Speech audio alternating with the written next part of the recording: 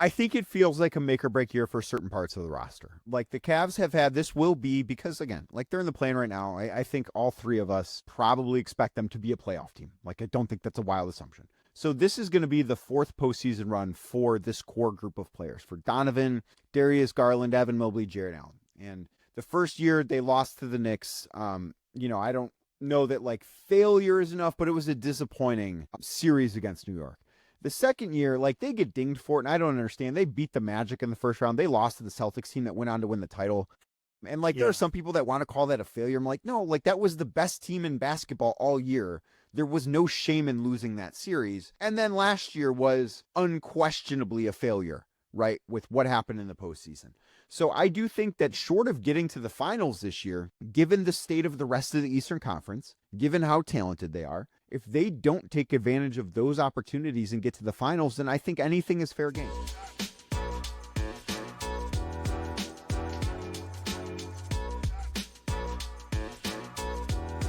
Currently at the recording of this podcast, the Cavs sit at 14-11. They're in 8th place in the Eastern Conference. I listened to one of your most recent episodes of Locked On Cavs, and what stood out to me is, it's easy just to look at kind of the negatives of this team, but I think you were talking about the positives and what this team is doing well. So can you point to that in your observations so far this season in terms of what are the bright spots you have seen for the Cavs so far as we head into kind of the ending of the NBA Cup into Christmas season? So I think for the positives with the Cavs, it has to start with Donovan Mitchell. Like anytime you're talking about what's going well for them, it's the guy wearing number 45. I think he's been fantastic to start this season. I believe, last year he was first team All-NBA for the first time. I believe that was justified. I thought part of it had to do with the fact that the Cavs were 64-18, that they had the best record in the Eastern Conference, and you kind of get rewarded for team success a little bit in those types of postseason honors.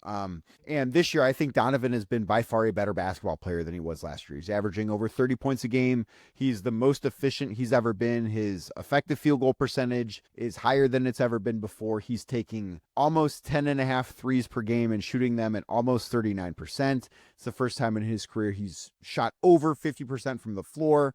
He's getting to the free throw line more frequently than he ever has. Like, he, to me, is the most complete version of Donovan Mitchell that we've ever seen. And he has been, since day one in the league, he's been an awesome player. He's always been part of good teams. He's always been a positive part of those teams. And I just think that this year he has taken it to another level. Like, I think that, if the season ended today, and thankfully for the Cavs, it doesn't, considering they've played 25 games and, as you mentioned, are in 8th place in the Eastern Conference. If the season ended today, I think Donovan Mitchell would be a lock to be first team All-NBA again. I think he'd be on a lot of MVP ballots, not necessarily to win the award, but as somebody to finish in the top 5. And I think when you look at the positives, that's where it starts. There are other things to focus on, like some of the young players. Jalen Tyson's been very good. Nay'Quan Tomlin looks like an NBA player. I think Tyrese Proctor looks like an NBA player. Those are certainly some positives too, but the thing that matters most for the Cavs to get to where they want to go this year is Donovan Mitchell needs to be great, and he's been spectacular in the first 25 games of the season. So looking at the standings now and the teams in front of them, I think if they, turn it around, it's not impossible that they could end up in the top 3 of the conference, if not be the number 1 seed when it's all said and done. I don't think it's not like a Western Conference situation with OKC or the Nuggets or the Rockets where you have these power teams. I think a lot of these teams are interchangeable. So my question is, with the MVP discussion, I find that really interesting with Donovan Mitchell. If the Cavs go on a run and they end up, in March within the top 3, is he going to be in the mix of MVP, or do you think that's impossible? You have Jokic, you have SGA. Is it just the wrong year despite Donovan Mitchell just having an awesome year? If the Cavs do make a run, you think? I think if their record gets to where it should be, which is above 55 wins, then he gets some chatter. But ultimately, like, you look at what SGA is doing in Oklahoma City, and you look at how good Jokic is, like, he looks like somebody to me that has just mastered the game of basketball, and Denver's going to win a lot of games too. I think it's going to be hard for anybody to hurdle those guys. Like, before the season, I picked Giannis to win the MVP because I think the Bucks, quite frankly, stink, but I think that he is incredible and was going to drag them to 50 plus wins. Well, now he's gotten hurt. for like his second soft tissue injury of the season. So that's out of the way. But he also is not going to probably make first team all. I would be surprised at this point if he's eligible for those awards, because you have to get 65 games in, and I don't think that's going to happen. So I think outside of guys not meeting the threshold, primarily Jokic and SGA, which I have no reason to believe that that's going to be the case, I don't know how he gets to like that top 2. But if the Cavs get to where they think they can in terms of record, and he continues this type of play, I do think like a top 3 finish in the MVP is not outside the realm of possibility. I think it's tough, but I do think it's possible. Danny, just curious, what about the Cavs has been most surprising to you this season? I think for me, this is twofold, and it is that their like effort/compete level, whatever you want to call that, hasn't necessarily been where I thought it would be. Like, I thought that given the postseason failures last year and the way they went out, where they were just so injured and beat up by the end of that Pacers series, I thought that we would see a very hungry basketball team. And I didn't necessarily expect them to win 64 games again, because a lot has to go right for that to happen, hungry or not. Like, you have to have a lot of breaks go your way. And the Cavs have not played like a team that has been all that interested at times in being a great regular season team. And thing number 2 is the shooting. So they take more 3-pointers than anybody in basketball. They're around 44 attempted threes per game. And they right now are 22nd in the NBA in 3-point percentage. Their volume is slightly up from last year, but last year they finished second in 3-point percentage. They shot over 38% from beyond the arc, and they had the number 1 offense in basketball and the number 2 most efficient offense in NBA history. And I just did not see, even with some of the injuries to Darius Garland and Max Strus and Sam Merrill, I didn't see them being this bad of a shooting team. Like, I just still look on paper and say, well, they've got a lot of guys like Donovan Mitchell. And I know that he's a bad example because he's having a good season from beyond the arc. But like Donovan Mitchell, really good shooter. DeAndre Hunter, really good shooter, having a bad season so far. Dean Wade, really good shooter, having a bad season so far. Evan Mobley, like shooting 36% instead of 38% from 3. Like, I just look at this and say, this team has too much talent to be as bad of a shooting team as they are. So that's the one thing that, like, I do definitely think will regress to the mean. Like, if that makes sense, like, it's going to jump up and they'll be at least a middle of the pack team because they're too talented not to be. But those are the 2 things that I look at and just say, I expected so much better in these areas. And the effort thing is completely in their control. The shooting thing is not. But I thought both of those would just be better than where they're at right now. Yeah, it almost, the way you put it there, I mean, it sounds like they are just getting worse rolls of the dice, so to speak, compared to last year. Does that visually seem to line up with what you're seeing? Are they getting quality shot attempts still from what you see with their offense? Yeah, so I threw this stat out there on my podcast the other day. The Cavs this year are shooting roughly 5% worse. This is according to Synergy. Wow. They're shooting roughly 5% worse on unguarded catch and shoot 3-pointers, which like, that is the shot that everybody wants, right? Like, you want to set up those corner threes that are wide open and there's nobody within 6 feet and you're just going to knock that down a ton. And the Cavs have gotten those shots actually a little bit more frequently than they did last year. Like, I know pace is up and that juices the number a bit, but they're taking more unguarded catch and shoot threes this year than they did last year. They're just shooting them 5% worse. I think that is not necessarily an injury thing.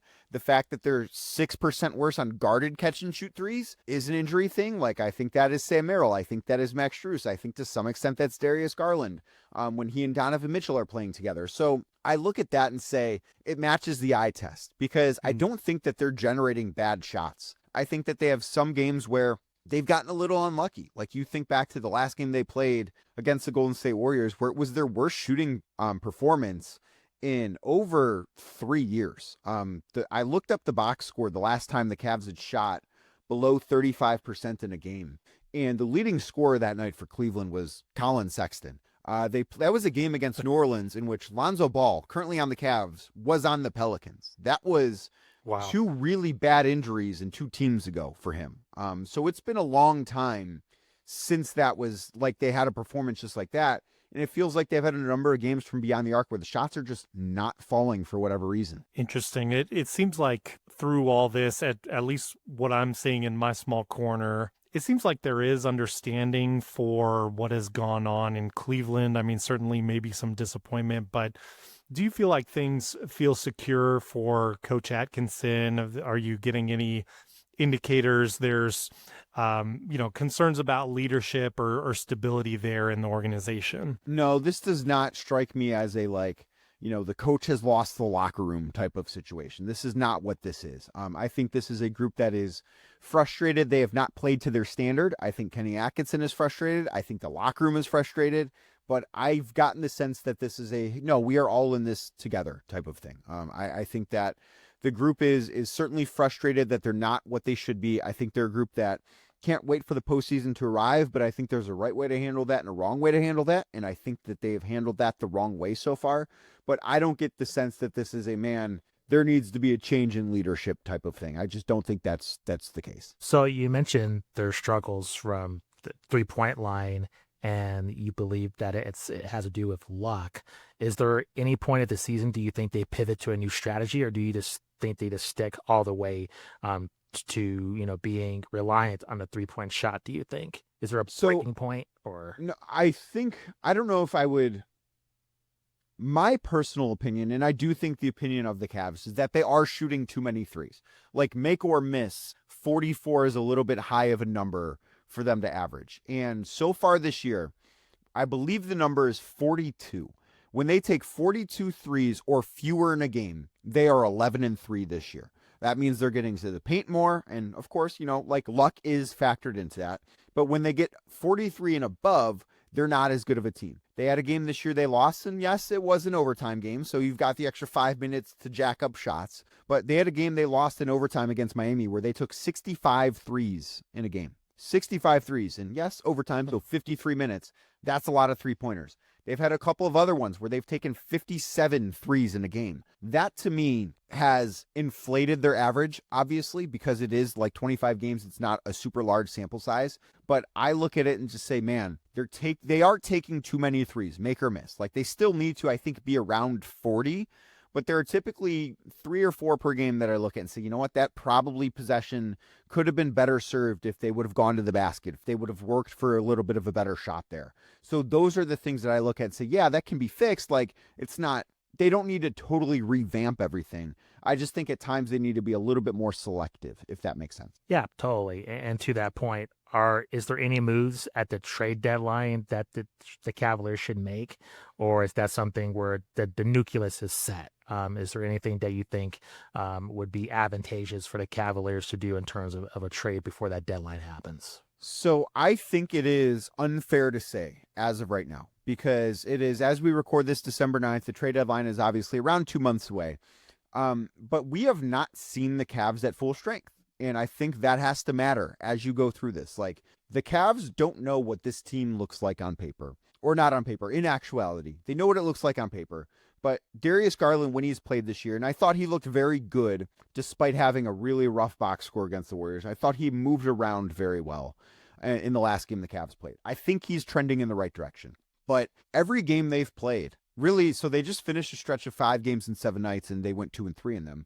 They were missing at least 5 rotation players in every game. And they have not had a single game where they've had their full allotment of players available. That is primarily because of the Max Strus injury, but they've only had 1 or 2 where they've only been missing him, right? Where they haven't been missing everybody else. So because they haven't necessarily had their full allotment of players, I think it's a little unfair to say they need to make this change. Like, this piece of personnel needs to change, because some of the guys that you could look at and say, yeah, that guy has been struggling, they're in a bit of an elevated role compared to what they should be in when the team is fully healthy. So I do think it's unfair to make that judgment based upon what we have seen so far. Yeah, it's one of those difficult situations like the postseason last year. I mean, how do you really assess their postseason performance when you didn't finish out the season with everyone on the roster giving minutes? And same thing with this season. It seems like you can't really make an accurate assessment of how good this team really is.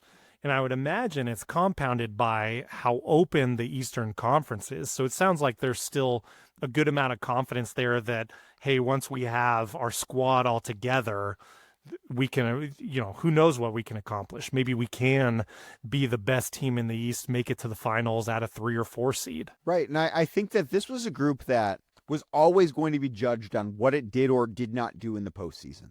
They won 64 games last year, and they lost in the second round. It's hard to call, like, the regular season was a smashing success, and the postseason was a failure. And I think the Cavs would absolutely trade in, hey, let's say we win 10 fewer games this year.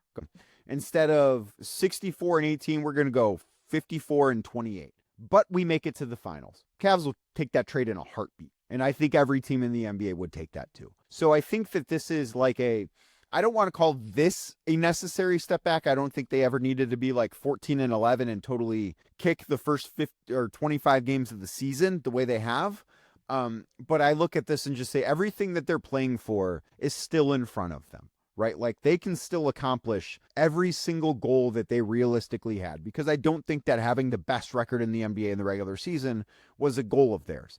So while like they can't do that, but they can be the 1 seed in the East still. Like I know Detroit's got a really nice record. I know New York has been really good. I still think the Cavs are the most talented team of that group. And I don't necessarily believe in Detroit is going to be the team that has the most wins at the end. I think the Cavs have a very soft schedule coming up they can take advantage of. And then once that's passed, we'll start to be able to see what this team is made of. But I think that them being at or near the top of the East at the end of the regular season is still a very real possibility. And I still think that this is a team that's built for the postseason in a way that last year's team might not have been.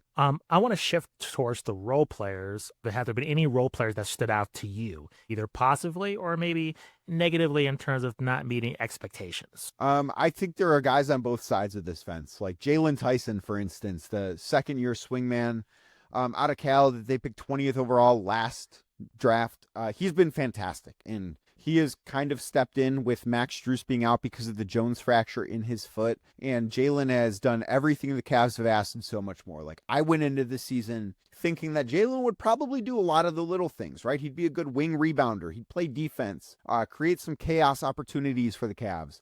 But I had a big question about how well he'd be able to shoot the basketball from beyond the arc. And he has responded by shooting 47% on threes on over 4.5 attempts per game. Like he has been one of the best medium volume shooters in the NBA so far this year. So I didn't necessarily see that coming. Like he looks to me like somebody, and I thought best case scenario, when Max Strus gets back and the Cavs are fully healthy, Kenny Atkinson has to be like, man, how do I sit this guy? Like that's tough. And now it's like, no, it's a non-negotiable. Jalen Tyson needs to be a rotation player because of how good that he's been. I think you can say similar things, not all the way, like Nay'Quan Tomlin looks like an NBA player. He's a guy on a two-way the Cavs discovered, did not play organized basketball until he got to college, which is a really cool story. But he has been somebody that you look at and say, yeah, that guy looks like he can be a piece. Tyrese Proctor, rookie, number 49 overall. Again, probably shouldn't be a rotation player this year. It's totally unfair to ask a second-round pick rookie contribute to winning, but he looks the part. And then on the negative side, Lonzo Ball for me has just shot the ball very poorly this year. He's shooting right around 27% on threes. That acquisition has not worked out any way that I thought it would. Dean Wade, another guy that has mightily struggled beyond the arc. I know he had a good game on Saturday against the Warriors, but I think it's fair to call his start to the season a big disappointment too. So there have been guys role player wise, Justin, on both sides of the fence there. Some that have been really good, some that have been not so good. The younger guys have actually been the guys that have been really good, which I do think is an encouraging thing. Excellent analysis there. I'm curious, again, talking about the continuity of this team, which I think is a huge strength in the NBA when you can build continuity. It's something that I think it can bring like an intangible effect of raising your floor, even raising your ceiling compared to other teams when you have that. Do you get the sense that the front office here is willing to give this team more time, even if there is an unexpectedly unsuccessful postseason run this season? And does it feel like a make or break year, or does it feel like if we can keep these pieces together, we're going to do it? I think it feels like a make or break year for certain parts of the roster. Gotcha. Like the Cavs have had, this will be, because again, like they're in the play-in right now. I think all three of us probably expect them to be a playoff team. Like I don't think that's a wild decision. Yep. So this is going to be the fourth postseason run for this core group of players, for Donovan, Darius Garland, Evan Mobley, Jarrett Allen. And the first year they lost to the Knicks. I don't know that like failure is enough, but it was a disappointing series against New York. The second year, like, they get dinged for it, and I don't understand. They beat the Magic in the first round. They lost to the Celtics team that went on to win the title. And like, there Yeah. are some people that want to call that a failure. I'm like, no, like, that was the best team in basketball all year. There was no shame in losing that series. And then last year was unquestionably a failure, right, with what happened in the postseason.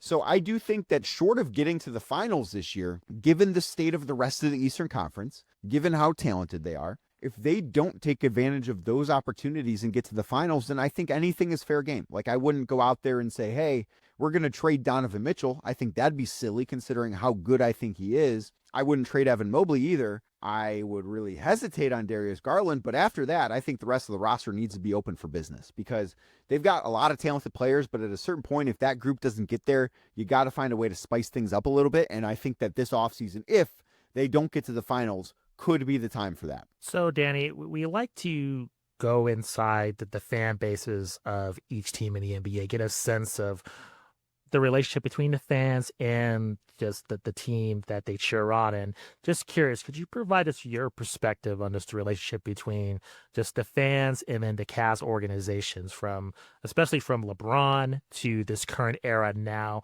How has it evolved in your opinion?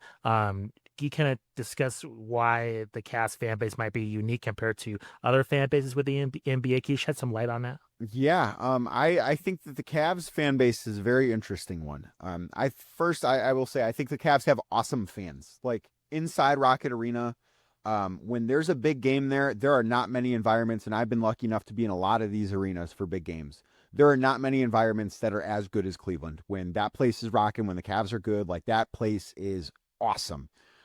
But I also think it's a group that can get a little overly frustrated at times when things aren't going well. They expect a lot out of this team, and they should expect a lot out of this team. But I also think that this is the first time really that they have gone through a growing process with the team because they were really, really bad 25 years ago. And then they drafted that LeBron guy you mentioned, Justin.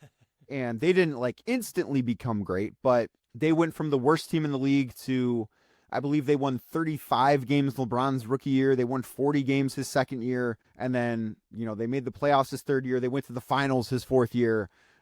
They took a step back. Then they won 66 games. Then they won 60 games. And then LeBron left.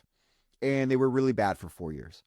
And then LeBron came back and then went to the finals for 4 straight years. So this Donovan Mitchell era is the first time that most of this fan base has gone through these growing pains. Like most of my life, the Cavs have either been really good or really bad. They have spent very little time in the middle, which I guess from a team building perspective, that's kind of the blueprint. Like nobody wants to be in the middle. Nobody wants to be the Chicago Bulls where you are perennially winning Correct. 33 games a year. Nobody wants that. And the Cavs have done a good job of avoiding that. So credit to them there. But it's also led to, I think, some frustrations at times that it doesn't happen like that. That you can't just snap your fingers and be in the finals the way that this fan base got to that second LeBron era. That you're not effortlessly winning 66 games the way that team in 08-09 did. So I do think it's a bit of a learning process for Cavs fans. But overall, like, I really do think it's a strong fan base. I look at this team. I look at what the environments are like inside Rocket Arena for big games. It's a really, really cool place to be. And I think that the fans deserve a lot of credit for embracing this team. Totally subjective. And just based on your perspective, what you're seeing, how do you think the fans in Cleveland perceive LeBron James? It's now, I believe, his 7th season away from Cleveland since that largely successful run that you mentioned. How does this fan base in 2025 feel about LeBron James? It's complicated. And I think it will always be a little complicated because there is a large section of the fan. And like, I don't ever want to tell somebody how to be a fan, right? Like, you've got your feelings, man, and you're allowed to feel how you feel. So I can't like say that. I don't necessarily understand the people that dislike LeBron in Cleveland that are Cavs fans. Like, was there drama when LeBron was in town? Yeah, there was. Was it worth it? Absolutely. Like the city of Cleveland since 1964 has won 1 championship, and it is because of LeBron James. And like, I don't want to say it's only because of LeBron James, but it is mostly because of LeBron James. And I think that there will always be that appreciation there. I think the fact that over the past couple of years, maybe a second return to Cleveland has been rumored. Might not be the best thing for this fan base, because I do think it's a very divisive topic, especially with where LeBron is at in his career and the fact that for the past few years, the Cavs have been a better team than the Lakers have been over the past couple of years. I know it's not that way currently in the standings, but for the past few years, it has been that way. So I do think it's a little complicated, because this is a fan base that is incredibly loyal, right? I mean, look no further than the football team that plays in this town. They've been horrible, and the fans still show up all the time. And for that loyalty, in their opinion, to not be reciprocated, I do think cuts people deep a lot of ways. Personally, I grew up loving those Cavs teams. Like, I was such a diehard fan back then when I was a kid, before, now I'm in this reporter role and that's not who I am anymore. But I will always have a soft spot for LeBron. And I think that there are a lot of Clevelanders that are like me. There are some Clevelanders that won't like him because of the way he left the first time. I get it. I don't agree with it, but I get it. And there are people, which I really don't understand, that are upset at him for leaving again, which I really don't get. But I think it will always be it'll be more complicated than I wish it was, I guess, to sort of put it in a sentence. Very well said. Very interesting. I wonder too, if you think, just generally speaking, when you go through what you mentioned of the last 25, 30 years, let's say, of that sort of feast and famine, those cycles that swing that way. I mean, do you think that is a mechanism for building, in a weird way, like a more loyal fan base? Because you're going through all these intense emotions together. I've never thought about it like that. That is interesting. I think it has its pros and cons, right? Because I think that there are some fan bases, like maybe Boston is a bad example because the Celtics are this historic franchise. But let's say you're an Orlando Magic fan, which I get it. That franchise mostly not been great. But I do think that there's some merit in being able to grow as a fan with a team, right? They have this core of Paolo Banchero and Franz Wagner and Jalen Suggs, and they have a nice young core, and they've not necessarily accomplished anything, but I do think it feels a little bit different for some fans when you get in at the ground floor. And this is the first iteration of the Cavs where Cavs fans got to get in at the ground floor, really. Because they drafted Darius Garland. They drafted Evan Mobley. And I know they traded for Donovan Mitchell, but Donovan was a 0-time All-NBA player when they traded for him, and he has developed into something so much more. They traded for Jared Allen when the team was bad. So, this is the first time they've gotten to grow with the team, really, as opposed to just, microwaving success that LeBron sort of was for them. So I do think it's an interesting way to look at it. Yeah, great point. And you mentioned some of the potential complication if there was any sort of consideration behind the scenes of LeBron making a Cleveland return. I mean, I think I would say, and please beg to differ if you do, I mean, I think when people look back, they are going to picture LeBron in a Cleveland jersey, despite the last 7 years and his most recent title being in Los Angeles. It just seems to me like, from a narrative standpoint, him having one last season or even one last portion of a season in Cleveland just feels good. But you brought up a great point that it is very complicated, not only on the emotional level and fans welcoming him back in, but also on the roster level. I mean, do you think that is pretty far-fetched at this point? Certainly not to expect LeBron to come back, but to think that it's a rational possibility. I think it's far-fetched to expect the Cavs to be able to trade for LeBron this year. He will be a free agent after this year. I have no idea what LeBron James wants to do, whether that's to continue playing basketball, to continue being in Los Angeles, to play somewhere else, to come back to Cleveland on what I would imagine have to be a minimum contract. I have no idea what LeBron's future holds. But I cannot see the Cavs trading for him. If next summer, say things don't work out the way the Cavs anticipate in the playoffs, could he come back on a minimum contract? Maybe. I have no idea. But what I do know is, to your comments about how people are going to remember his career, the thing I will always say, despite the fact that he had 4 awesome years in Miami, He's had some really good years in Los Angeles. The moment for LeBron James happened in a Cavs uniform. He played the most years in Cleveland, and when people think of LeBron James's signature moment, there was a giant C across his chest, and I think that will always matter. Yeah, completely agree. Danny, thank you very much for spending the time and your insight. Truly appreciate it. Let our audience know where they can find Locked On Cavs, where you can find you on social media, and any upcoming projects you want our audience to be aware of as well. Well, thanks so much for having me, guys. You can find me on Twitter at RealDCunningham. Like Justin said, Locked On Cavs, wherever you get your podcast. That's Apple, that's Spotify, that is YouTube as well. Also, make sure you check out my Substack, The Inside Shot. It's where I cover the Cleveland Cavaliers in written form every single day, so you can subscribe there to catch the latest on the Cavaliers. Awesome. Danny, thank you very much. Thanks for having me, guys.